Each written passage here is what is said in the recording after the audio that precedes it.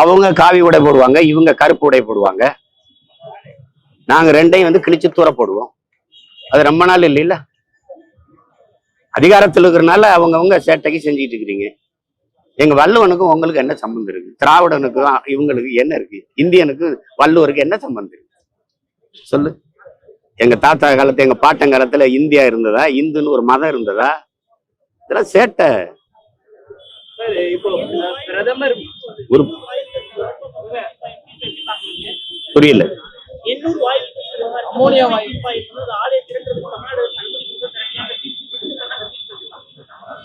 திறக்க விட மாட்டோம். அது என்ன, எனக்கெல்லாம் ஒரு வேலையும் இல்லை. இப்ப தேர்தல் முடிஞ்சிருச்சுல, திறந்து காட்டு பார்ப்போம். நீங்க என்ன சொல்றோம்னே புரியாம வேலை செஞ்சா அப்படி. ஊரா என் நிலம் முழுக்க நச்ச அலைகளை நிறுவனது யாரு? இந்த ரெண்டு திராவிடமும் இந்த ரெண்டு கட்சிகள் தான், இந்த இந்திய கட்சிகள் தான். சேட்டை அதெல்லாம்.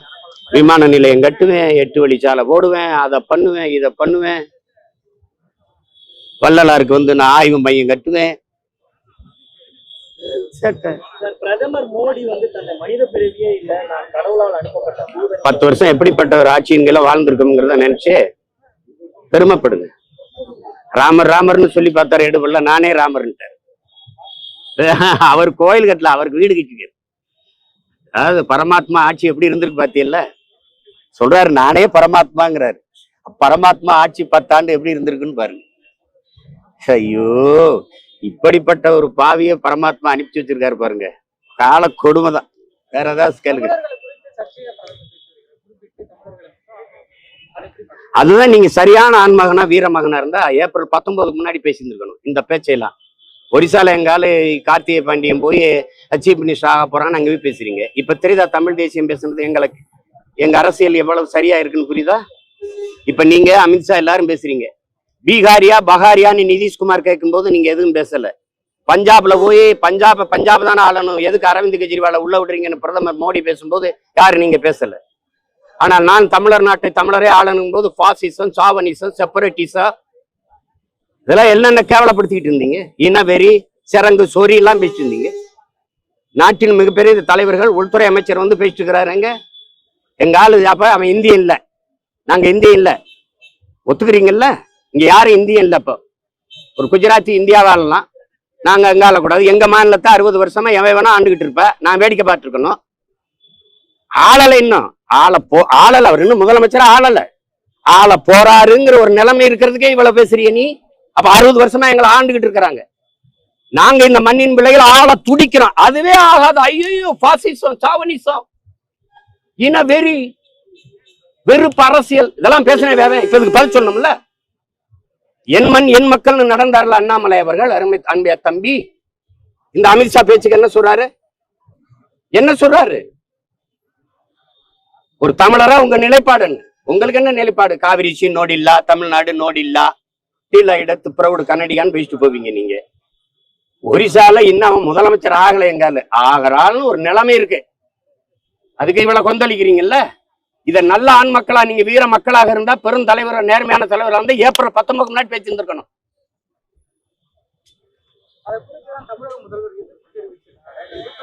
எதிர்ப்பு அவர் அதுக்கு தெரிவிக்கலங்க, நான் பேசுற கருத்துக்கு தெரிவிக்கல. பூரி ஜெகநாதர் கோயில் சாவி எங்ககிட்ட இருக்குன்னு கார்த்திகை பாண்டியன் தமிழ்நாட்டை ஒப்படைச்சிருந்தார். ராமர் கோயில் சாவி என் வீட்டுல இருக்கு. அது தெரியுமா தெரியாதா உங்களுக்கு? தெரியுமா தெரியாதா? ராமர் கோயில் சாவி இருக்குல்ல, அது என் வீட்டுலதான் இருக்கு. தேவையான கேட்டு வாங்கிட்டு போங்க. வைத்தியக்காரங்கிட்ட நாட்டை கொடுத்துட்டு பேசிட்டு இருக்கிற வைத்தியக்காரன் சாவி சொல்லு. இஸ்லாமியர்களுக்கு மத அடிப்படை இடஒதுக்கீடு கொடுக்க கூடாதுன்னு சொல்லிட்டு அமித்ஷா சொல்லியிருக்காரு. இது எப்படி பாக்குறீங்க? இந்துக்களுக்கு மத அடிப்படையில கொடுக்கலாமா? இந்துக்களுக்கு மத அடிப்படை கொடுக்கலாம். உனக்கு அரசியல் இல்ல, பிடிச்சு தொங்கிட்டு கிடக்குறீங்க. அரசுக்கு மதத்துக்கு என்ன சம்பந்தம்? 5000 கிலோமீட்டர் 10,000 கிலோமீட்டர் இருக்கணும். மதம் அவனுடைய தனிப்பட்ட உணர்வு. அதை போய் எதுக்கு அரசு ஆட்சியில் போய் அரசு அதிகாரத்தில் போய் கலக்குறீங்க நீங்க? சொல்லுங்க.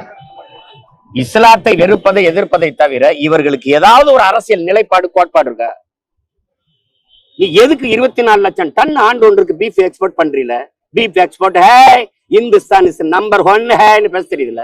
எந்த நாட்டுக்கு அனுப்பு? அவ்வளவு இஸ்லாமிய கிறிஸ்தவ நாட்டு. அவன் கொடுக்குற காசு வாங்கி வக்கனே திங்க தெரியுதுல்ல.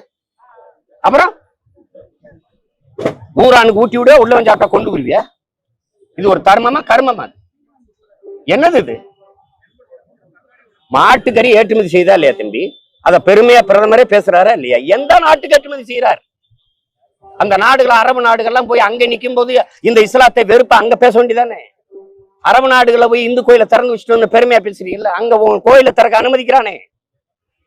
அந்த பேரன்பு பெருந்தன்மை அந்த அயலானுக்கும் அன்பு காட்டுன்னு சொன்னது நபிகள் கோட்பாடு. அடுத்தவன் பசியோடு இருக்கும்போது உண்ணாதேங்கிறாரு, அது ஹராம்ங்கிறாரு. என்ன அந்த கோட்பாட்டுல உனக்கு என்ன பிரச்சனை? என்ன பிரச்சனை? இங்க இருந்த முறை எவன் ராபர்ட் கிளைவன் வாரிசு, எவன் பாபரின் வாரிசு? நீ சாதி மத கொடுமையில் சாதிய தீண்டாமை இழிவுல இருந்த பறையும் பல்லம் சக்கிலியனா இருக்கிறதுக்கு இந்த மாதிரி இருக்கிறதுக்கு நம்ம வாங்க. பறையனா இருந்தேன் வாடா பரப்பையில என்ன பாயா மாறு முஸ்லிமா மாறினா வாங்க பாய் என்ன பறையனா இருக்கிறதுக்கு பாயா இருக்கிறது மெல்ல மாறி போன அவ்வளவுதானே. சாதிய இழிவு தீண்டாமையில வச்சு என்னை கொடுமைப்படுத்தின. திருப்பி மதத்துக்குள்ள போய் நிம்மதியா வாழலாம்னு சிறுபான்மைன்னு வச்சு நசுக்கிற. உரல்ல வச்சு இடிச்சா தாங்க முடியாது, குதிச்சா செக்குல போட்டு ஆட்டுற. உன் மனநிலை என்ன? நீ அரசியல் பேசு, மனிதம் பேசு. சந்திர மனதுக்கு ராக்கெட் விடுங்கிற, இங்க காத்து இல்ல, இங்க தண்ணி இல்ல, இருக்கிற பூமியை காப்பாத்த துப்பு இல்ல. கோடிக்கணக்கா செலவழிச்சு சந்திராயனுக்கு ராக்கெட் விடுற, அங்க விடுற. சூரியனை போய் பாக்குறேன்.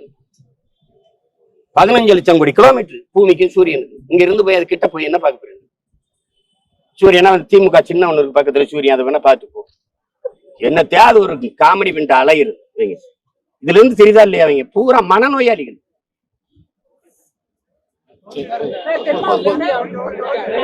கட்டக்கூடாது தம்பி. இல்ல இல்ல எதிர்ப்பு தெரிவிக்கல. இவங்க கட்சி ஆச்சு, இவங்க கூட்டணி கட்சி தானே, இவங்க கூட்டணி கட்சி தானே. இங்க இருக்கிற கம்யூனிஸ்ட், அங்க இருக்கிற எதிர்கட்சி காங்கிரஸ் என்ன பண்ணுது? இங்க இருக்கிற தலைவர் அங்க இருக்கிற தலைவரோட பேச்சு கட்டாத சொல்ல முடியாதா? மேகதாதுல அணை கட்டாத இங்க இருக்கிற பிஜேபி தலைவர்கள் அங்கே போய் பேசுவாங்களா? இப்ப தெரியுதா தமிழ் தேசிய அரசியல் ஏன் தேவைப்படுதுன்னு? தமிழகத்துல தென் மாநிலத்துல 3வது பெரிய கட்சியா பாரதிய ஜனதா உருவெடுக்கொண்டு அண்ணாமலை சொல்லியிருக்காரு. எப்படி பாக்குறீங்க? தனிச்சு நின்று போட்டிட்டு ஆன்மகனா காட்டு.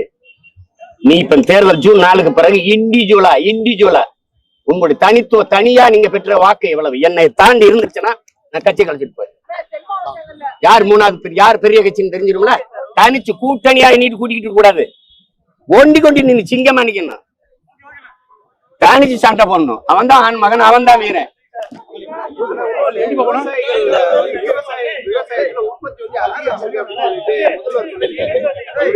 ஒருவேளை அவர் பண்ண நிலத்துல விவசாயம் பண்றாருல அவரு. என்ன தேவை பேச்சு சொல்லாத தம்பி, வெறி வந்து திட்டி விட்டுற போற.